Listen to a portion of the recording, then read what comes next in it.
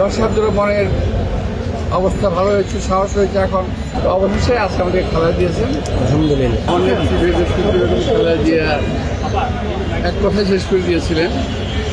যখন একজন সরকারি উপদেষ্টা গিয়েছিলেন ম্যাডামকে দেখা করতে, তখন বলেছিলেন আল্লাহ বিচার করুন, কারোর উপর কোনো প্রতিহিংসা নয়। আমি একটা বলতে চাই, আমাদের জীবন থেকে যেভাবে এতগুলো বছর কেড়ে নেওয়া হলো, আমরা দুজন দুটি এলাকা থেকে আলাদা আলাদা আরেকটা এলাকা থেকে আমরা আমাদের নমিনেশন পত্র করতে গেছিলাম। স্বাভাবিকভাবেই আমার সঙ্গে অনেক লোক ছিল, কর্মী নেতা কর্মীরা ছিল। যখন অনেক ভিড় পার্টিদের সামনে অতর্কিতভাবে ওখানে পুলিশ হামলা হয়েছে,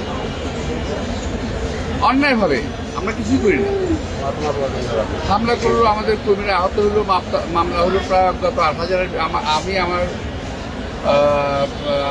আফরোজ আব্বাস, তারপর রিজভি আহমদ, ওদের নামে সহ মোট 8,000 10,000 মামলা করা হলো অনর্থক। এবং এই মামলা দিয়ে আমাদেরকে বছরের পর বছর এই কোর্টে আমাকে আসতে হয়েছে।